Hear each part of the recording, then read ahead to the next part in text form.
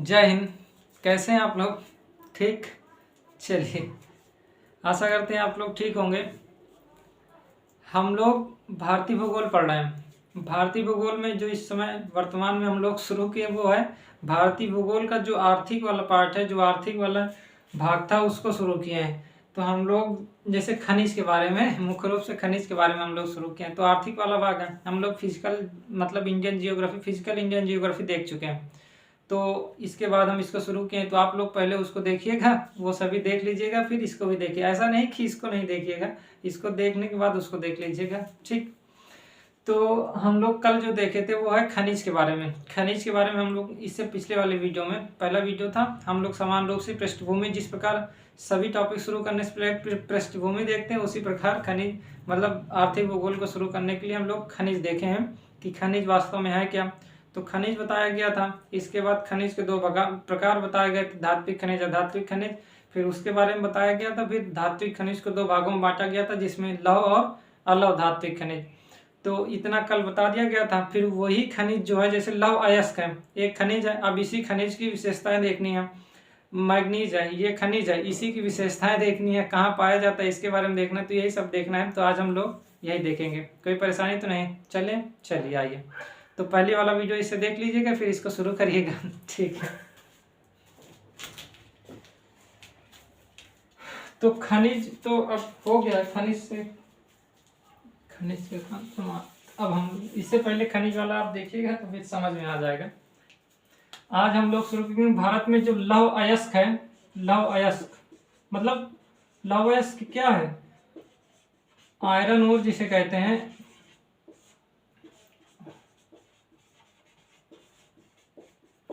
Iron ore या लौह अयस्क क्या है? लोहा ही है। लोहा लेकिन अशुद्ध रूप में है। आप बताइए, मतलब लोहा जो आप देख रहे हैं, जो लोहा देख रहे हैं, जो फेरस है, फेरी का जो भी कहें, एफी है, ये जो आप देख रहे हैं ये तो शुद्ध रूप से मिला हुआ पदार्थ होता है, जिससे हम लोग दरवाजे, खिड़कियां जो भी बनाते हैं। लेकिन जब पृथ्वी के अंदर रहता है तो वो अशुद्ध रूप में पाया जाता है, उसमें बहुत सारी अशुद्धियां रहती हैं। वो अशुद्धियां लौह जो लोहा है लेकिन उसमें अशुद्धियां सम्मिलित होती हैं, तो उसे लौह अयस्क कहते हैं। वो शुद्ध रूप में नहीं है, बाद में 2-3 क्रियाएं की जाती है, तब वो जाकर शुद्ध होता है। फिर इससे बाद सारे मटेरियल बनाए जाते हैं जो भी। तो लौह अयस्क क्या है? लोहा ही है लेकिन उसमें अशुद्धियां हैं। जिस रूप में प्राकृतिक रूप से जो पृथ्वी में मिला है उसी को निकाला गया, तो वो लौह अयस्क है। जब इसको शुद्ध किया जाएगा तो वो प्योर लोहा बनता है। तो लौह अयस्क क्या है?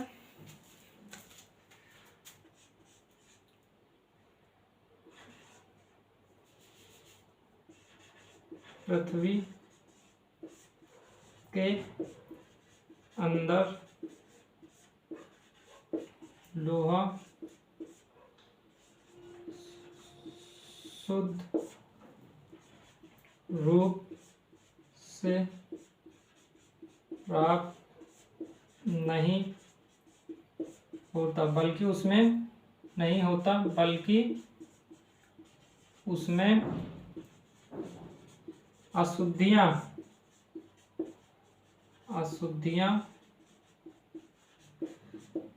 मिली हुई होती हैं, मिली हुई होती हैं, जिसे क्या कहते हैं? जिसे लौह अयस्क कहते हैं। आयरन अयस्क या लौह अयस्क। लौह अयस्क। अब क्या किया जाएगा? यही लौह अयस्क है, इसी से लोहा बनेगा। लोहा तो इसी से मिलेगा, लेकिन इसमें अशुद्धियां मिली रहेंगी। मतलब इसके अलग अलग प्रकार है। किसी में मतलब ज्यादा अशुद्धियां होती हैं, किसी में कम अशुद्धियां होती हैं। जब ज्यादा अशुद्धियां होंगी तो उसमें लोहा की मात्रा कम हो जाएगी, तो वो खराब प्रकार का लौह अयस्क होगा। लेकिन जिसमें अशुद्धियां कम होंगी तो उसमें वो अच्छा प्रकार का लोहा मतलब लौह अयस्क होगा, उसमें लोहा की मात्रा ज्यादा होगी। तो पृथ्वी के अंदर लोहा शुद्ध रूप से प्राप्त नहीं होता, बल्कि इसमें अशुद्धियां मिली हुई होती हैं, जिसे लौह अयस्क कहते हैं। समझ में आया? चलिए आगे चले। इतना समझ लिए? रफ कर देना इसको। तो लौह अयस्क समझ में आ गया है ना? तो लौह अयस्क 4 प्रकार के होते हैं। जो लौह अयस्क हैं वो कितने प्रकार के होते हैं? 4 प्रकार के। ये 4 प्रकार के होते हैं। है कौन कौन से। इसमें जो पहला है उसे कहते हैं मैग्नेटाइट। मैग्नेटाइट। दूसरा है हेमेटाइट।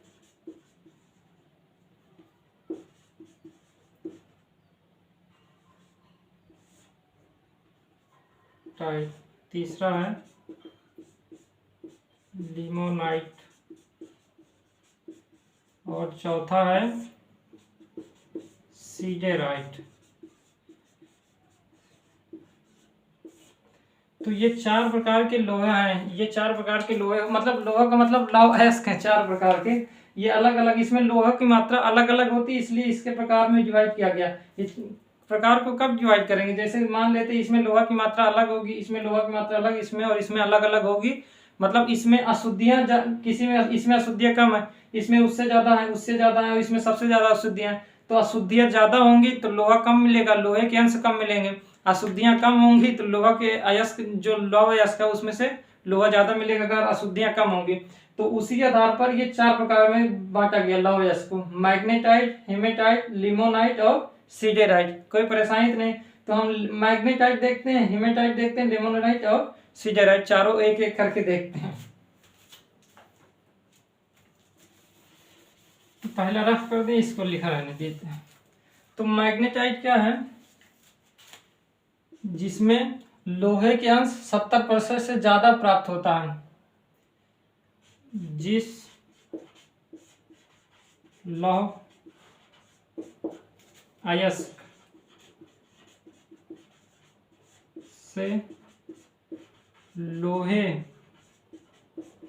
के अंश 70% से अधिक मिलता है, वो क्या कहलाता है, वो है मैग्नेटाइट। मैग्नेटाइट। तो जिस लौह अयस्क से लोहे के अंश 70% से अधिक मिलता है, मतलब ऐसा लोहा लौह अयस्क जिसमें अशुद्धियां कम है, अशुद्धियां कम होंगी तो उसमें लोहे के अंश, मतलब अशुद्धियां अगर ज्यादा हुई तो अशुद्धियां ज्यादा निकालनी पड़ेंगी तो उसमें लोहे की मात्रा कम हो जाएगी। लेकिन यदि अशुद्धियां कम हुई तो क्या हो गया, लोहे के अंश ज्यादा हुए। तो जब लौह अयस्क निकाला जाता है, मान लेते हैं कि इतना लौह अयस्क निकाला गया, तो मान लेते हैं ये हो गया इतना परसेंट, मान लेते हैं ये 20% है और इतना है 80%। तो यदि इसकी मात्रा ये है लोहे की और इतनी अशुद्धियां 20% अशुद्धियां हैं और 80% क्या हुआ, 70% से ज्यादा होनी चाहिए, तो 70% से ज्यादा है। यदि 80% क्या है लोहे के अंश मिलते हैं तो ये लौह अयस्क क्या कहलाएगा, ये मैग्नेटाइट कहलाएगा। कोई परेशानी तो नहीं है, ठीक। तो ये ज्यादा मतलब क्षेत्रफल पर नहीं, ज्यादातर ये मतलब कर्नाटक वाले क्षेत्र पर देखेंगे। रफ करें इसे, कर्नाटक वाले अगर क्षेत्रफल पर देखेंगे तो ज्यादा होगा। कर्नाटक में सबसे ज्यादा पाया जाता है, कर्नाटक में लगभग 73% पाया जाता है ये सबसे ज्यादा। अगर मैग्नेटाइट देखेंगे तो कर्नाटक के कुंद्रेमुख वाले क्षेत्र पर देखेंगे, बाबा बादुन की पहाड़ी हो गया, तो वहां पास अगर देखेंगे कर्नाटक संदूर की पहाड़ी, यहाँ पर देखेंगे तो ये क्षेत्र में कर्नाटक वाले क्षेत्र में, कर्नाटक कहाँ है, कर्नाटक ये है क्षेत्र, तो ये कर्नाटक वाला क्षेत्र है। तो कर्नाटक वाले क्षेत्र पर मैग्नेटाइट सबसे ज्यादा मिलता है, मतलब उच्च प्रकार का लौह अयस्क है। इसके बाद आप देखेंगे आंध्र प्रदेश अगर लेंगे, आंध्र प्रदेश में 13% है। इसके बाद कह सकते हैं कि तमिलनाडु में है। तो ये मुख्य रूप से 3 राज्य हैं जहां पास किस प्रकार का पाया जाता है। तमिलनाडु में मुख्य रूप से ये सलेम और नीलगिरी क्षेत्र में, मतलब जिले में सलेम मतलब ये है जिला, और नीलगिरी वाले जिला में मुख्य रूप से पाया जाता है। तो आंध्र प्रदेश में अनंतपुर वाले जिला में यहाँ पास मुख्य रूप से देखेंगे, कुल्लूर वाले जिला में देखेंगे, कुन्नूर, ठीक है, कुड़प्पा वाले जिला में देखेंगे तो वहां पाया जाता है। तो कर्नाटक, आंध्र प्रदेश और तमिलनाडु, कोई परेशानी तो नहीं। इसमें 70% से अधिक लौह अयस्क होगा, मतलब लोहे के अंश पाए जाएंगे। ऐसा अयस्क जिसमें 70% से ज्यादा लोहे के अंश पाए जाएंगे वह लौह अयस्क कौन सा होगा, मैग्नेटाइट किस्म का होगा, मैग्नेटाइट प्रकार का होगा। ठीक, चलें आगे, चलिए रफ कर रहे हैं।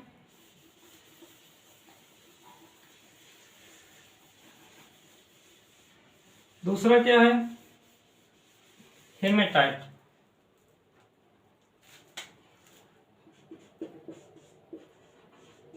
हेमेटाइट। इसमें क्या होगा 60 से 70%, जिसमें लोहे के अंश कितने मिलेंगे 60% से 70% के मध्य प्राप्त होता है।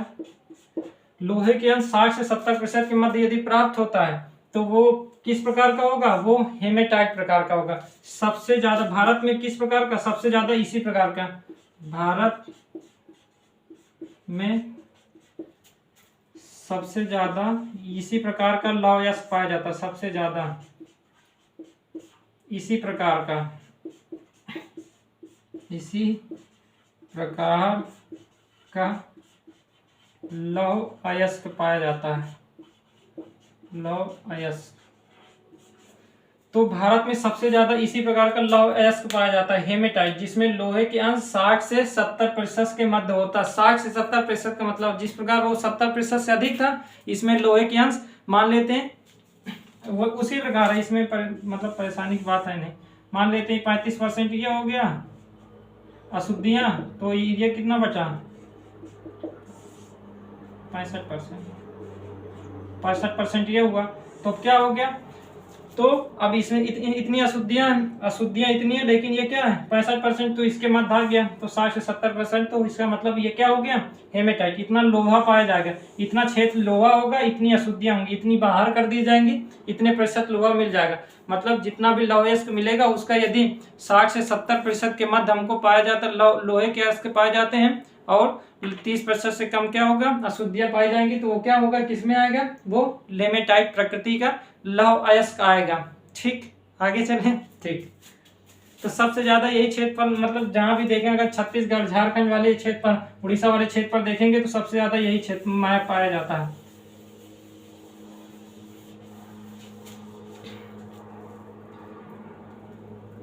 इसको रफ करते हैं और इसको रफ करते हैं। अब कौन सा था, लिमोनाइट। लिमोनाइट जिसमें लोहे के अंश कितने होंगे 40 से 60%, 40 से 60% की यदि मध्य होगा तो वो क्या होगा, वो लिमोनाइट होगा। तो लिमोनाइट भी समझ में आ ही गया होगा, इसमें कोई परेशानी नहीं। मतलब ये है निम्न कोटि का। धीरे धीरे क्या हो रहा है, इसमें अशुद्धियां की मात्रा बढ़ती जा रही है, लोहे अयस्क जो लोहे के अंश है वो कम मिलेगा, लेकिन अशुद्धियां ज्यादा होंगी।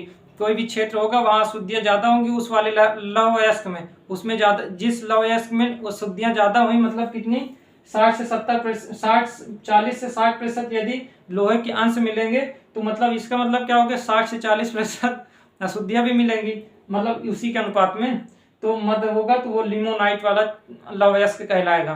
तो ये निम्न कोटि का होता है। निम्न कोटि का मतलब कि इसमें अब धीरे धीरे कमी हो रहा है, तो निम्न कोटि का लौह अयस्क। निम्न सबसे उच्च कोटि कौन सा है, पहला वाला, निम्न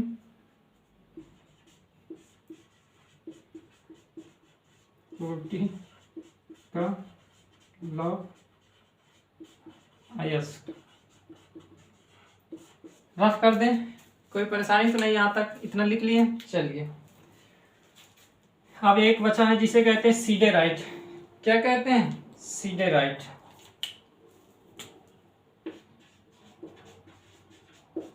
सीडेराइट कोई परेशानी तो नहीं यहां तक, जिसमें लोहे के अंश की मात्रा कितनी होगी 20 से 40%, 20 से 40% के मध्य प्राप्त होता है, वहां पास ये लिमोनाइट। रफ करिए, इसको लिखिए सीडेराइट। क्या लिखेंगे, सीडेराइट।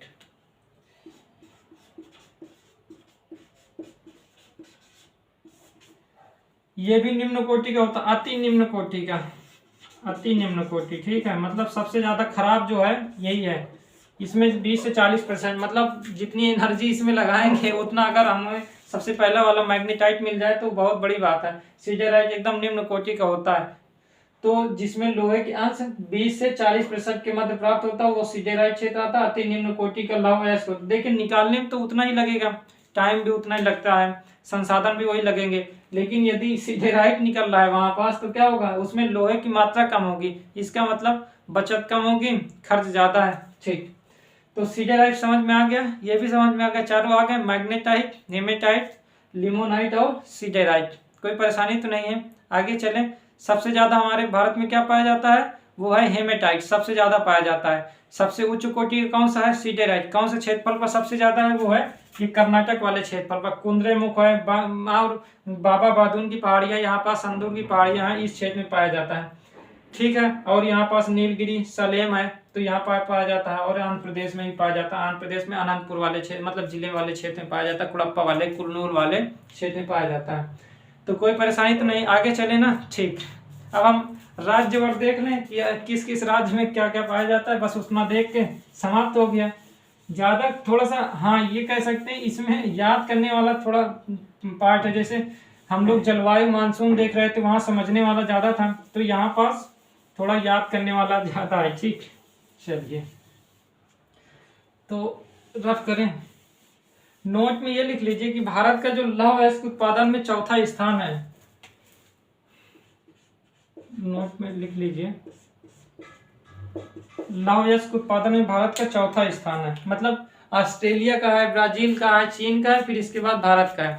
ठीक, तो चौथा स्थान भारत का है, उससे पहले ऑस्ट्रेलिया, ब्राजील और चीन का है। तो लौह अयस्क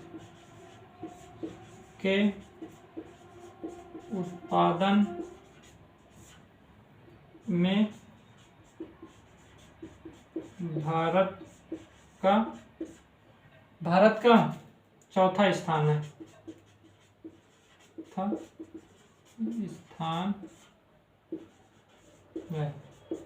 ठीक है। लौह अयस्क के उत्पादन में भारत का चौथा स्थान। इससे पहले जैसे ऑस्ट्रेलिया है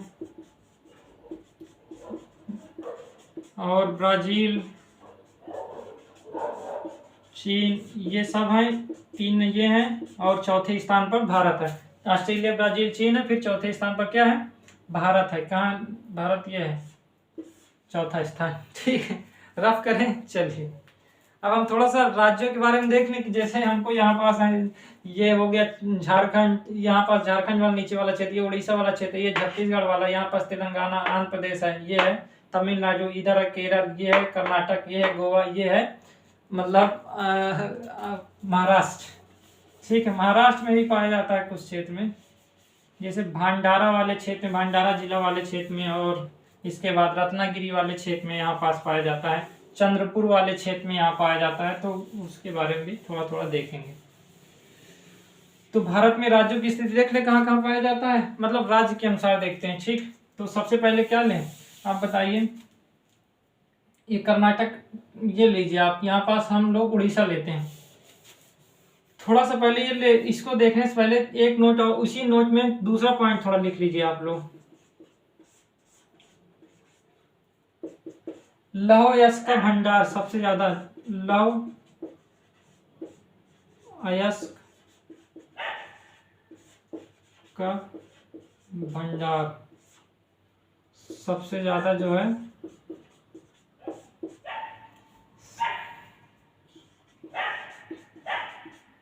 वो जैसे कर्नाटक वाले क्षेत्र में है, इसके बाद उड़ीसा वाले क्षेत्र में है। दूसरा पॉइंट है यहाँ, ये पहला तो भारत चौथे स्थान पर है, दूसरा इसको लिख लीजिए, फिर आगे बात करते हैं। उड़ीसा है, फिर इसके बाद झारखंड। ठीक है, तीसरा बिंदु इसी में लिखिएगा नोट में ही कि लौह अयस्क उत्पादन, ये तो भंडार है जहां पास उपस्थित है लेकिन उतना निकल नहीं रहा है। लौह अयस्क उत्पादन,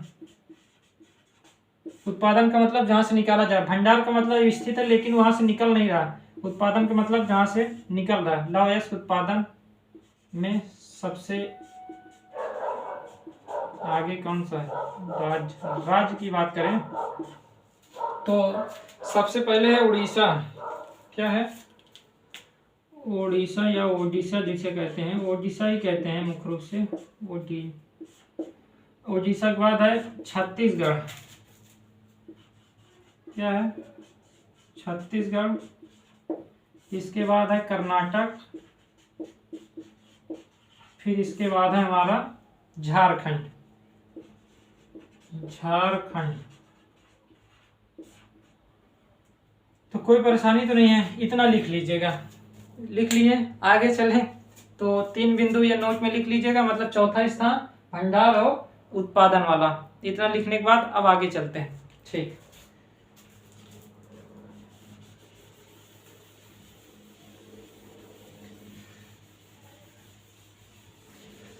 अब थोड़ा हम राज्यों के बारे में देख लें कि कौन कौन से राज्य में किस क्षेत्र में पाया जाता है, तो समझ में आ रहा है ना आप लोगों को। ठीक, आगे चलते हैं।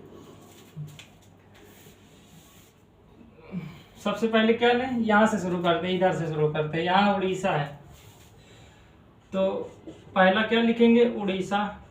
आप राज्यों में आप लिख लीजिएगा लवयस्क, राज्य में लवयस्क। ठीक, उड़ीसा में कौन कौन से क्षेत्र में पाया जाता है, खदानें देखते हैं। यहाँ खदानें,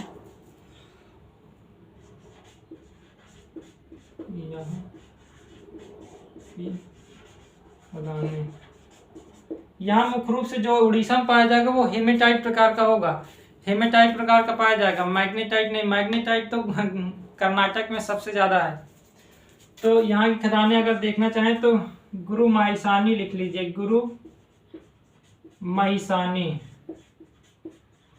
गुरु महिसानी। बादाम पहाड़ी, बादाम पहाड़ी आप लिख लीजिए। यहाँ बादाम पहाड़ी हो गया। आप लिखिए बादाम ज्यादा समूह,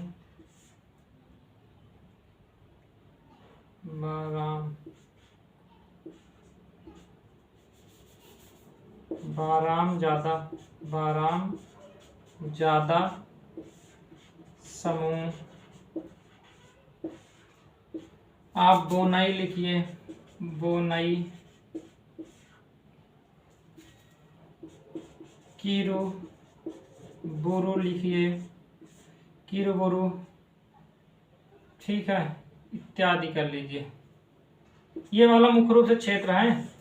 तो यहाँ की खदानें, यहाँ खदानें का मतलब गुरु माहिसानी हो गया, गुरु माहिसानी, बादाम पहाड़ी हो गया, बाराम ज्यादा समूह, बोनाई हो गया, कीरू बुरु, ये वाला क्षेत्र है। और गुरु माहिसानी, बादाम ज्यादा, ये मुख्य रूप से मयूरभंज जिला में पड़ता है। ठीक है, ये वाला क्षेत्र।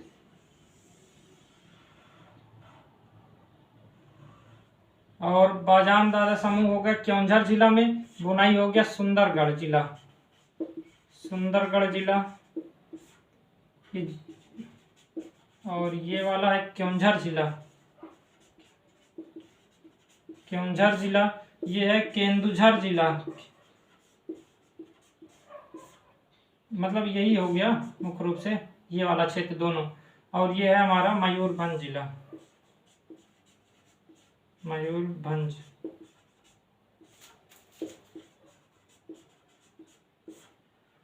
तो गुरु माहिसानी, बादाम पहाड़ी, बाराम ज्यादा समूह, बोनाई, कीरू बुरु इत्यादि का मतलब इत्यादि लिख लीजिएगा। ठीक है, उड़ीसा में ये मुख्य रूप से खदानें हैं जो पाया जाता है। ये आप देख रहे हैं ना, ये गुरु माहिसानी जो लिखा है ये वाला क्षेत्र है, गुरु माहिसानी, गुरु माहिसानी। जो आप देख रहे हैं बादाम पहाड़ी, वो ये है जो इसे कहते हैं बादाम पहाड़ी। और इसमें क्या लिखा है, किरबुरु और ये बोनाई हो गया, ये यहीं पास पाया जाता है। ठीक है, ये दोनों क्षेत्र। इसके बाद ये दोनों क्षेत्र ये हो गया, बादाम पहाड़ी भी वहीं पास है। बाराम ज्यादा समूह ये हो गया, बाराम ज्यादा समूह का मतलब है कि पूरा क्षेत्र ही है बाराम ज्यादा समूह, जो मतलब उड़ीसा में और झारखंड दोनों सम्मिलित रूप में पाया जाते हैं। बहुत बड़ा क्षेत्र है। खान है जहाँ पास, एक यहाँ पास क्षेत्र है और एक यहाँ, मतलब दोनों जगह विस्तृत है। यहाँ भी विस्तृत है, मतलब उड़ीसा में और झारखंड ये पूरा बड़ा सा क्षेत्र विस्तृत है। तो वहाँ भी हम देखेंगे बाराम ज्यादा समूह वहाँ भी है। मतलब यहाँ तो केवंझर जिला में है, वहाँ पास सिंह भूमि जिला, यहाँ ये मयूरभंज हो गया, वहाँ सिंह भूमि, यहाँ पास केवंझर जिला है बाराम ज्यादा समूह, वहाँ है सिंह भूमि जिला में, मतलब कहाँ, झारखंड में। ठीक है, तो उड़ीसा में इतना लिख लीजिए, कोई परेशानी तो नहीं। ठीक है, आगे चलें।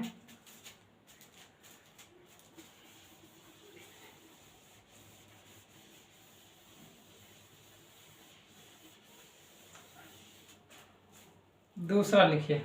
अब हम लोग थोड़ा सा दूसरा क्या है, झारखंड। यहाँ लिख लीजिएगा हेमेटाइट प्रकार का कोयला पाया जाता है, मतलब कोयला सॉरी लौह अयस्क पाया जाता है। ठीक है, ठीक है।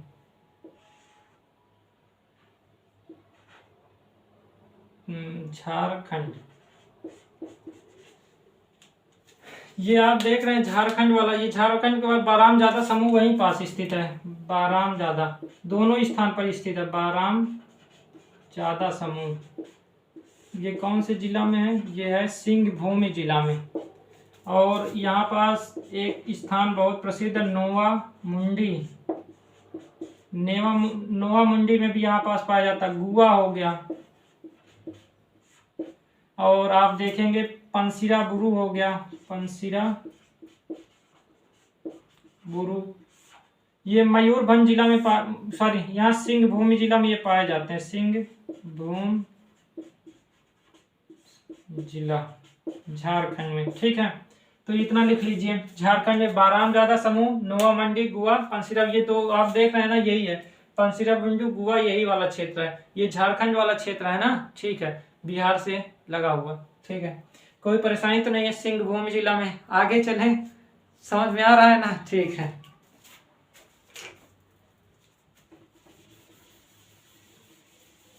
समझ में आ रहा है, मतलब इसमें समझना क्या है, केवल ये देखना कि खदानें कहाँ है, खदानें जिस क्षेत्र में होंगी, खदानें होंगी उसी के बारे में बस देखना है। तीसरा क्या है, अब हमारा नीचे उसके छत्तीसगढ़।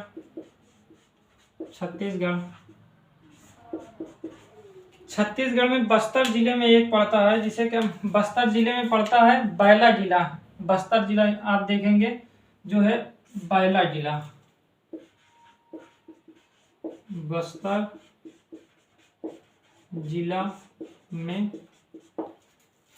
बैला जिला, बैला जिला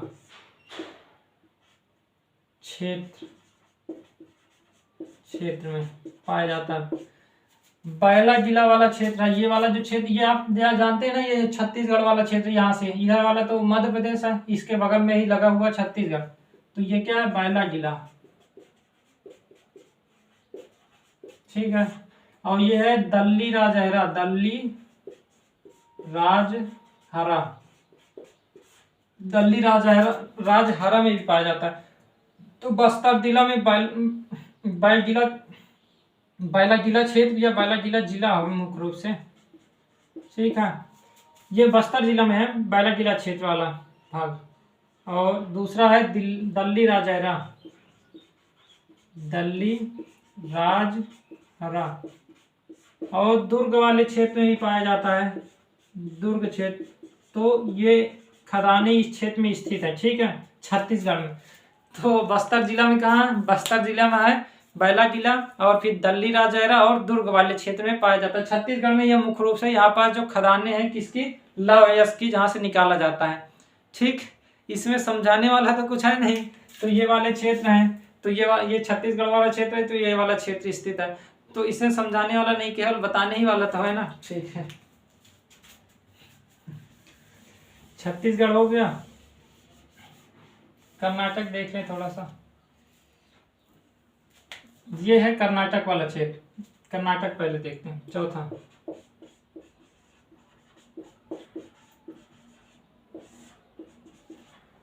कर्नाटक वाले क्षेत्र में जो सबसे महत्वपूर्ण है यहाँ पास कुंद्रेमुख चोटी, कुंद्रेमुख। आप लोग को कुंद्रेमुख चोटी याद है ना। दो चोटी बताई गई थी कर्नाटक में, एक कुंद्रेमुख, एक ब्रह्मगिरी चोटी। आपको अगर याद होगा तो पहले, बहुत पहले बताया गया, मतलब बहुत पहले का मतलब बहुत पहले। तो कुंद्रेमुख चोटी, और तो उसी वाले क्षेत्र में पाया जाता है।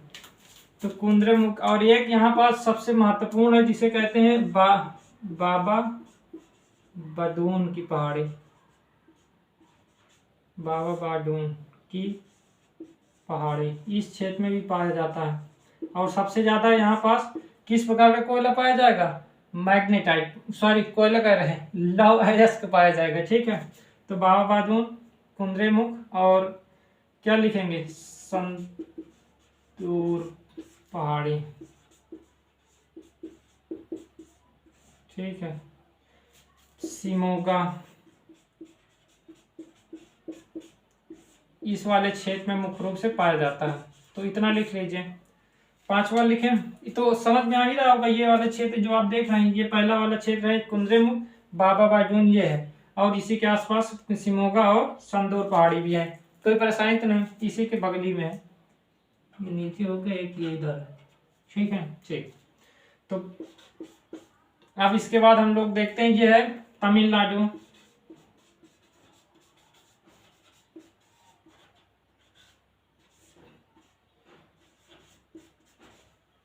तमिलनाडु में मुख्य रूप से सलेम जिला और नीलगिरी जिला में पाया जाता है। नीलगिरी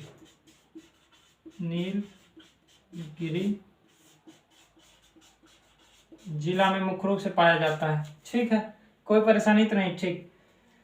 और इसके बाद गोवा में भी पाया जाता है। गोवा तो ऐसे लिख लीजिए, केवल गोवा वाले क्षेत्र में। गोवा वाले क्षेत्र का मतलब यहाँ पास मैग्नेटाइट पाया जाता है। ठीक है, जैसे मैग्नेटाइट। ठीक। और इसके बाद एक और नीचे है केरल। ये है केरल। तो केरल वाले क्षेत्र में अगर आप लिखना चाहें तो कोझिकोड पड़ता है। कोझिकोड, तो ये लिख लीजिए, कोझिकोड में पाया जाता है। ठीक है, तो ये आप लिख लीजिए। आगे चलें। ये है केरल वाला क्षेत्र, ये है गोवा वाला क्षेत्र। तो ये है केरल, ये कर्नाटक, ये गोवा है, और ऊपर है इसके मतलब ये पूरा महाराष्ट्र है। महाराष्ट्र में ये आप अभी यहाँ देखेंगे। ठीक है, रत्नागिरी जिला भंडारा हो गया, तो वहां पास देखेंगे। इसको रफ करें। ठीक।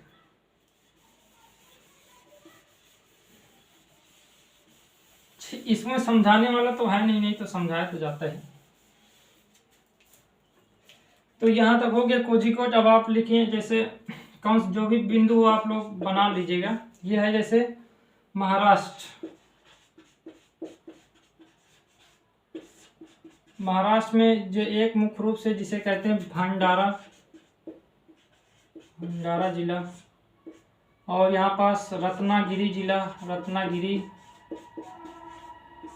चंद्रपुर, नाम सुने ही होंगे इन सब का, तो इस क्षेत्र में पाया जाता है। ठीक है, ठीक। और हम लोग यदि आंध्र प्रदेश में देखें तो कुर्नूल,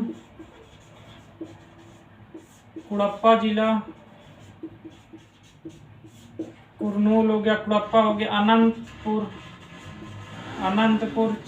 तो ये क्षेत्र में पाया जाता है मुख्य रूप से। ये है पूरा मतलब किनारे से लेकर, यहाँ से लेकर पूरा किनारे वाला क्षेत्र है। तो यहाँ पास ये मुख्य रूप से आंध्र प्रदेश। इसके बाद 8वां जो भी होगा, ये 8वां है तो इसे 9वां कर लीजिए। एक है तेलंगाना। तेलंगाना में वारंगल वाले मुख्य रूप से क्षेत्र में पाया जाता है। इसी के ऊपर ये है, यहाँ तेलंगाना है तो वारंगल वाले क्षेत्र पर पाया जाता है। वारंगल। ठीक है, तो वारंगल वाले